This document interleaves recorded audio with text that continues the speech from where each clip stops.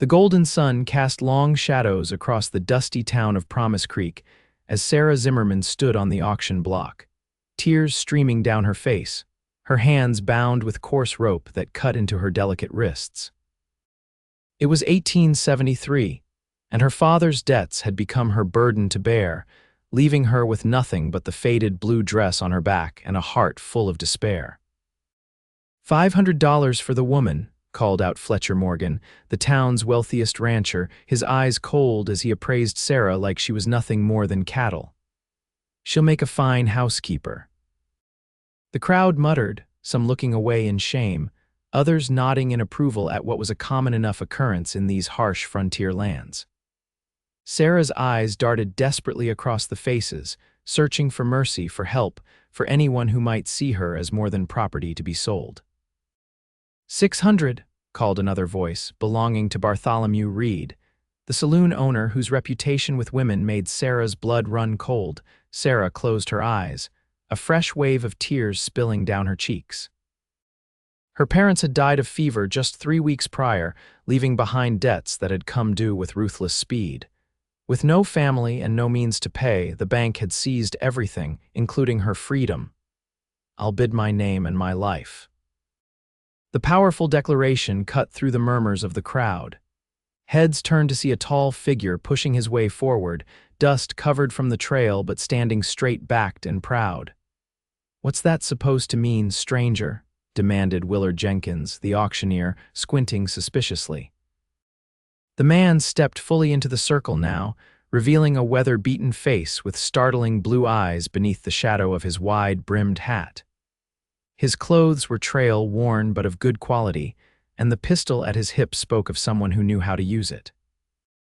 "The name's Archer Zachary," he said, his voice carrying easily across the now silent crowd. "I'm offering marriage instead of purchase. The lady keeps her freedom and dignity, and I'll settle her father's debts in full." Sarah's breath caught in her throat as she stared down at this stranger who had appeared like an answer to her desperate prayers. "This ain't no matrimonial service," Jenkins scoffed. "The debt is $800 and cash is what's required." Archer reached into his saddlebag and withdrew a leather pouch, tossing it to Jenkins. $1,000. That covers the debt with interest and your commission, but I'm not buying her like livestock. If the lady accepts, we marry today and she walks off that platform a free woman with my name, not as property. The crowd buzzed with excitement. Such dramatic interventions were the stuff of fireside stories, not everyday occurrences in Promise Creek. Jenkins counted the money quickly, his eyebrows rising. "It's all here," he confirmed reluctantly. "The choice is yours, miss," Archer said, looking directly up at Sarah, his gaze steady and respectful. "I won't force you, but I offer you a way out with your dignity intact." Sarah studied his face, searching for deceit or cruelty, but finding only steady resolve. "Why would you do this for a stranger?" she asked, her voice barely above a whisper. "Because no person should be sold like property," he replied simply, "and because I've been alone too long. I have a decent ranch 20 miles north. I need a partner, not a servant.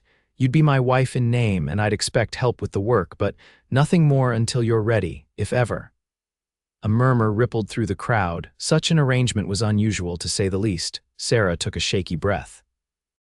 She had few options: accept this stranger's offer or become the property of men like Fletcher Morgan or Bartholomew Reed, whose intentions were transparently vile. "I accept," she said, her voice growing stronger with each word. "I accept your name and your offer, Mr. Zachary." Jenkins looked displeased but nodded curtly, cutting Sarah's bonds. "Transaction complete." "Not quite," Archer said firmly. "I said marriage, not purchase. We need a preacher." As if on cue, Reverend Thomas stepped forward.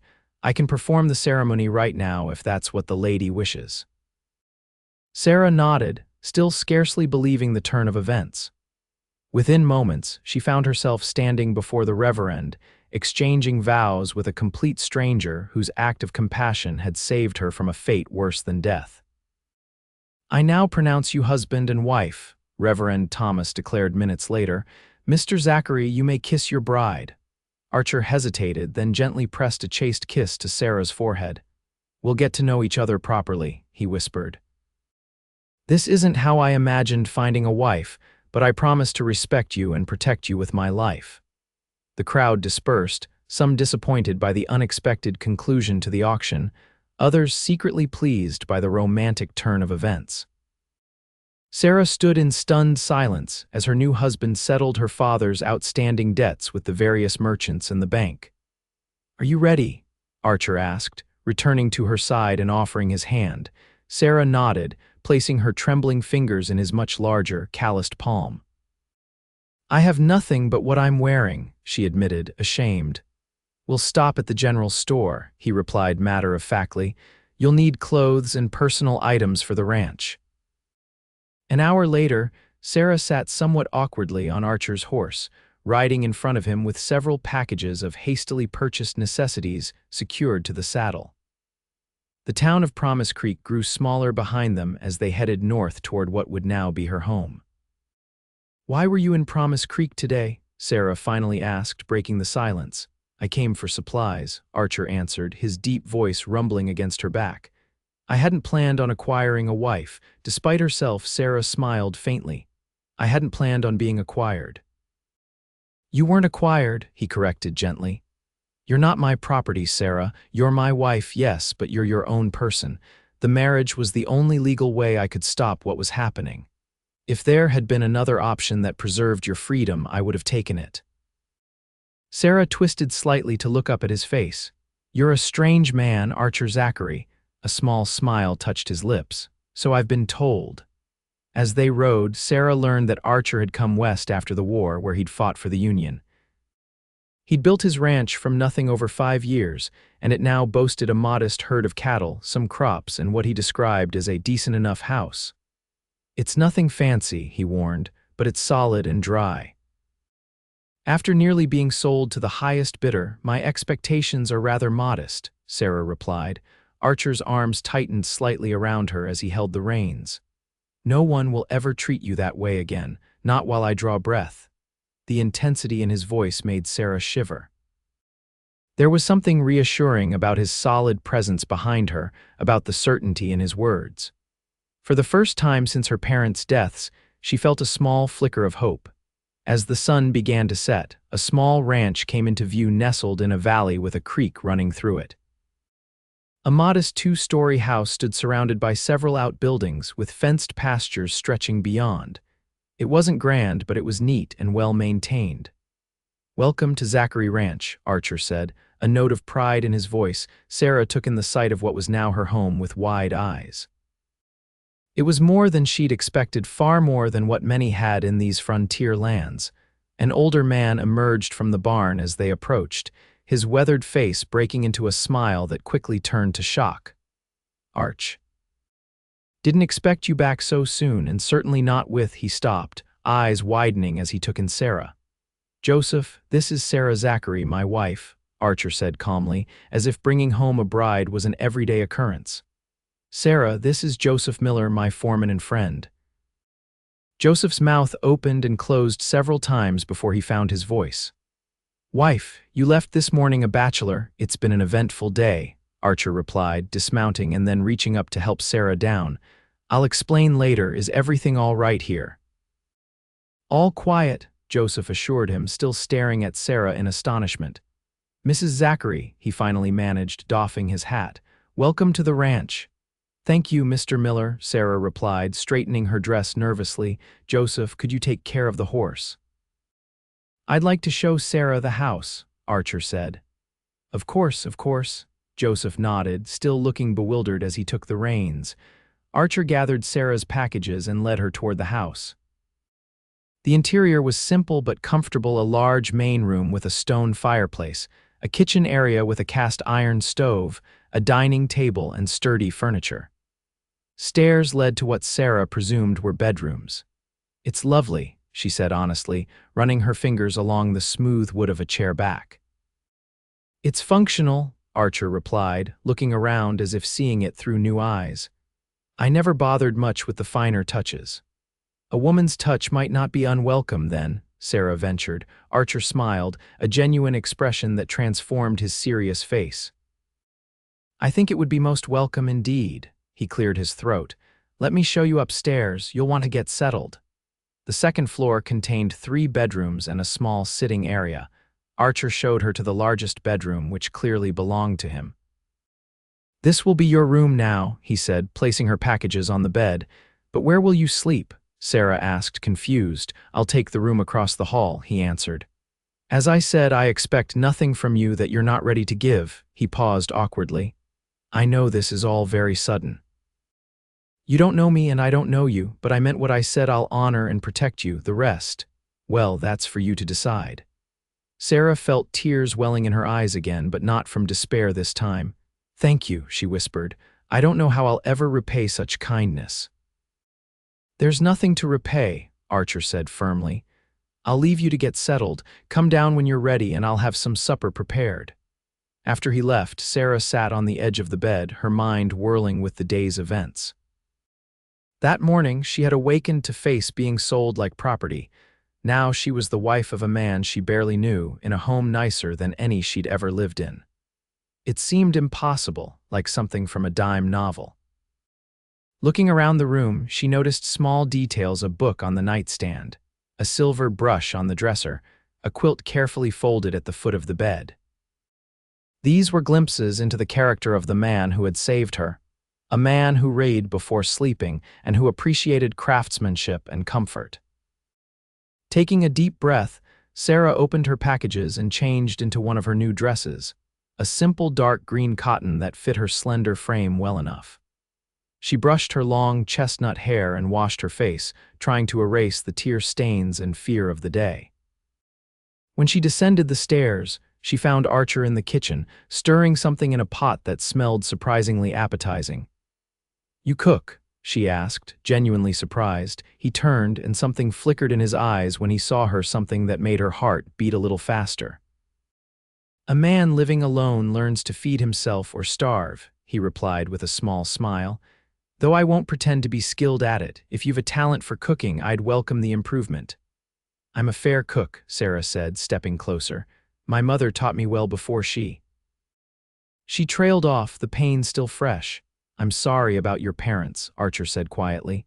Joseph told me there had been fever in Promise Creek. I didn't realize.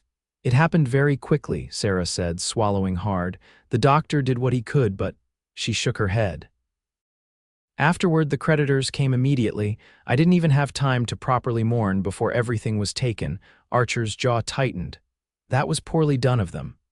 It was business, Sarah replied with a bitterness that surprised even her. Just like selling me was business. Archer set down his spoon and turned to face her fully. What happened to you today was wrong.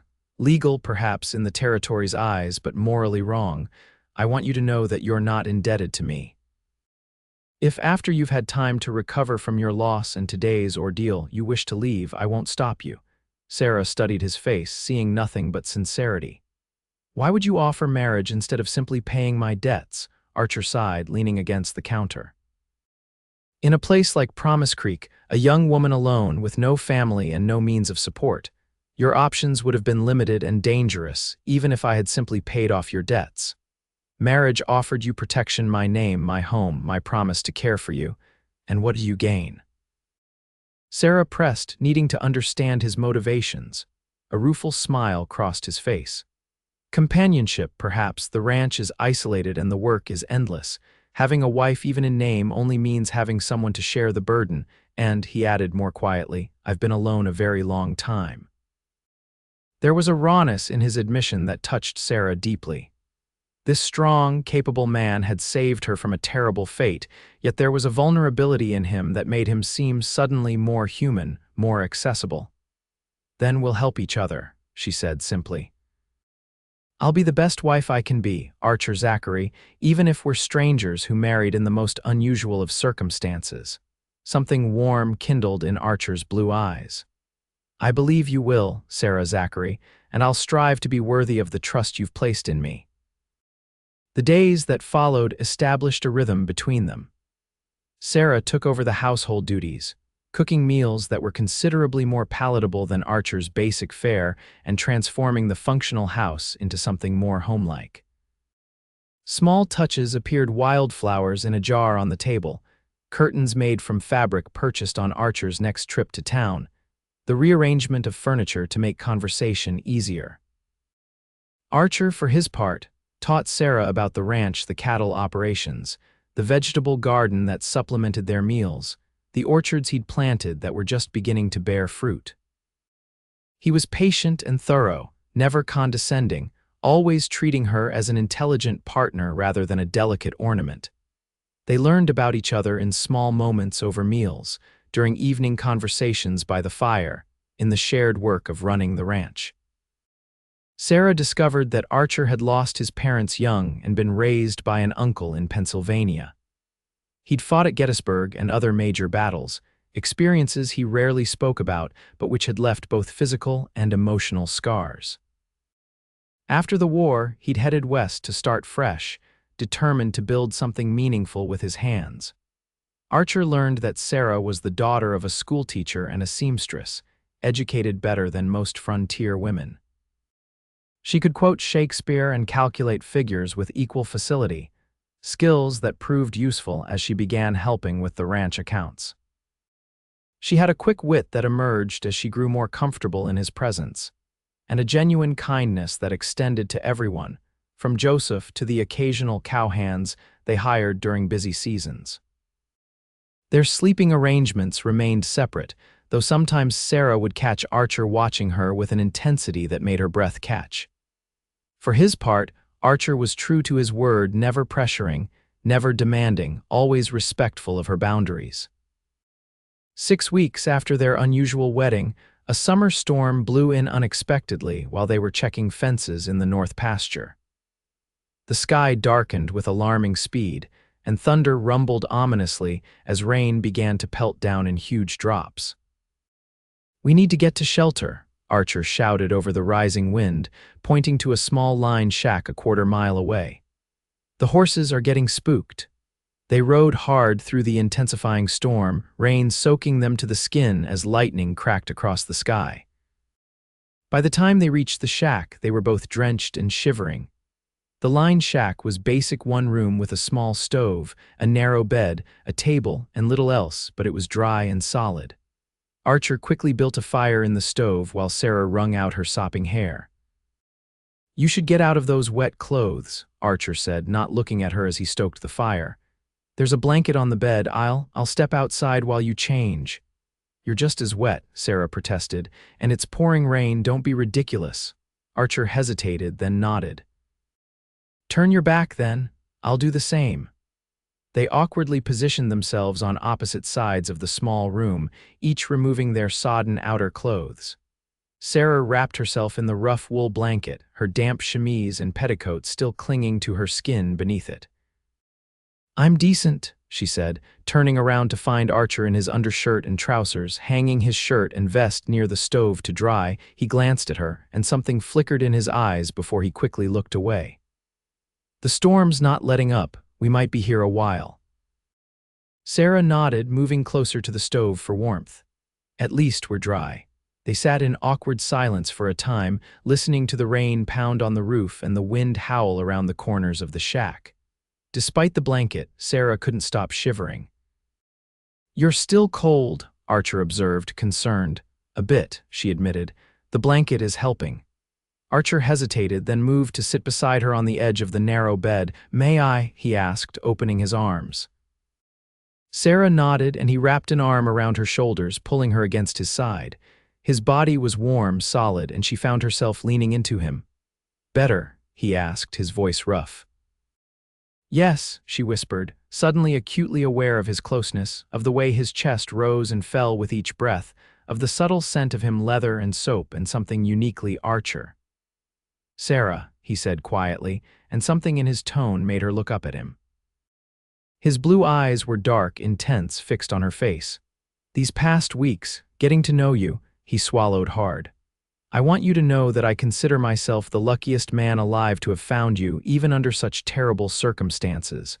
Sarah's heart pounded in her chest. "I've come to care for you, Archer," she admitted softly. "More than I thought possible when we met." His hand came up to gently touch her cheek. "May I kiss you, properly this time?" In answer, Sarah tilted her face up to his. Archer's lips were warm and gentle against hers, the kiss tender and questioning at first, then deeper as she responded. Her arms slipped around his neck as his encircled her waist, pulling her closer. When they finally broke apart, both were breathing hard. Archer rested his forehead against hers, his eyes closed. "I've wanted to do that since I first saw you," he confessed. "Even on that awful day, standing on that block with tears on your face, your courage shone through. I couldn't let anyone else have you." "I'm glad it was you," Sarah whispered. "I think perhaps it was always meant to be you." They spent the storm-bound hours talking and kissing, learning each other in this new way. The rain continued well into the night, forcing them to share the narrow bed, though Archer insisted on sleeping on top of the blanket while Sarah stayed wrapped underneath it. "I promised to respect you," he reminded her when she protested. "I intend to keep that promise." By the time they returned to the main house the following day, something fundamental had shifted between them. The tentative friendship had blossomed into something deeper, something with the potential to become the love they had vowed to each other on that strange day in Promise Creek. In the weeks that followed, their relationship deepened. Archer began courting Sarah, properly bringing her wildflowers, taking her on rides to his favorite spots on the ranch, reading to her in the evenings by the fire. Sarah, in turn, opened her heart more fully to him, sharing her dreams and fears, learning to trust that this unexpected marriage might become everything she had once hoped for. 3 months after their wedding, Bartholomew Reed and Fletcher Morgan rode onto Zachary Ranch with 5 other men, their intentions clear in their hard expressions. "Zachary," Reed called out, dismounting in the yard. "We've come for the woman." Archer stepped onto the porch, rifle in hand. Sarah stood behind him, her heart racing. "My wife isn't going anywhere," Archer said calmly. "State your business and then get off my land." "There was no legal sale," Morgan growled. "The auction wasn't completed properly. The woman still belongs to her father's creditors."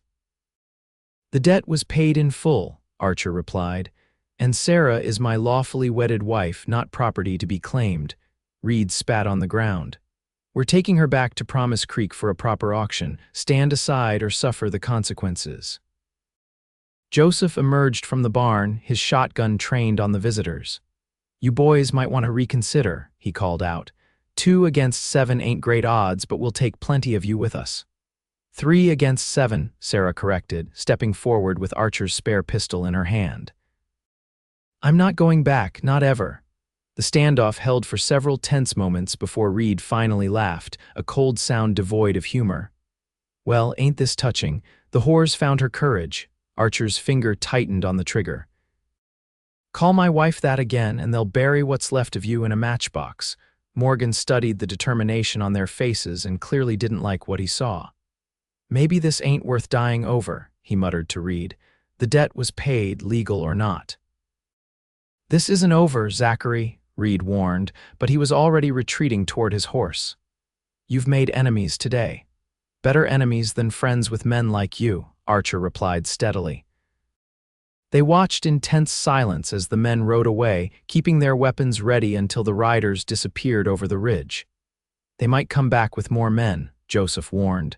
"Then we'll be ready," Archer said grimly, turning to Sarah. "I'm sorry, I should have anticipated this." Sarah shook her head, lowering the pistol.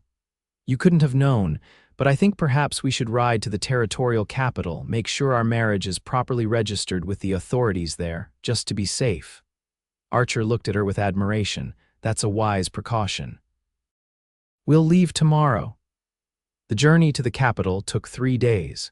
They secured official documentation of their marriage, and Archer filed additional paperwork regarding the settlement of Sarah's father's debts, ensuring that no one could challenge the transaction again. On their last night in the city, they stayed at a respectable hotel, their first real honeymoon, Archer called it with a smile. Over dinner in the hotel restaurant, Sarah reached for his hand across the table. "I love you, Archer Zachary," she said simply. "Not because you saved me, though I'll always be grateful for that, but because of the man you are, honorable, kind, patient." Archer's eyes shone in the lamplight as he squeezed her hand. And I love you, Sarah Zachary, more than I ever thought possible."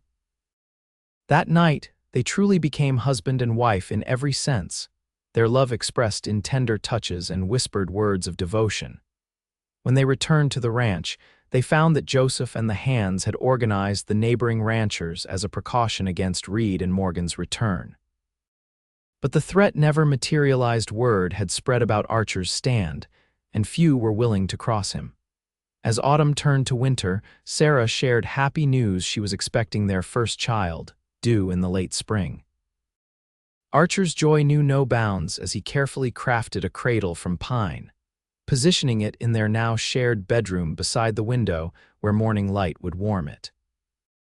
"I never imagined such happiness," he confessed one evening as they sat by the fire, his hand resting protectively over her growing belly. "When I rode into Promise Creek that day, I was just going for supplies. And you came home with a wife instead," Sarah teased, leaning against his shoulder. "Best trade I ever made," he replied, pressing a kiss to her temple. When May arrived, bringing wildflowers and new calves to the ranch, it also brought their daughter Amelia Hope Zachary, named for Archer's mother, and for the emotion that had sustained them through their unusual beginning. Standing on the porch with his wife and infant daughter in the golden sunset, Archer reflected on the strange twists of fate that had brought them together. From the auction block to this moment of perfect contentment, their journey had been unexpected but undeniably right. "What are you thinking about?" Sarah asked, looking up at him with love in her eyes. "About bidding my name in my life," he answered, smiling as he wrapped his arms around his family. "And how it turned out to be the best bid I ever made." Sarah rose on tiptoe to kiss him, their daughter nestled securely between them. "I'm glad you outbid them all," she whispered against his lips. "I would have bid the world itself for you," Archer replied, "and counted myself fortunate to win." As the sun dipped below the horizon, painting the sky in brilliant hues of orange and purple, the Zachary family stood together, living proof that even in the harsh realities of the frontier, love could bloom from the most desperate of circumstances, and happiness could be found in the most unexpected ways.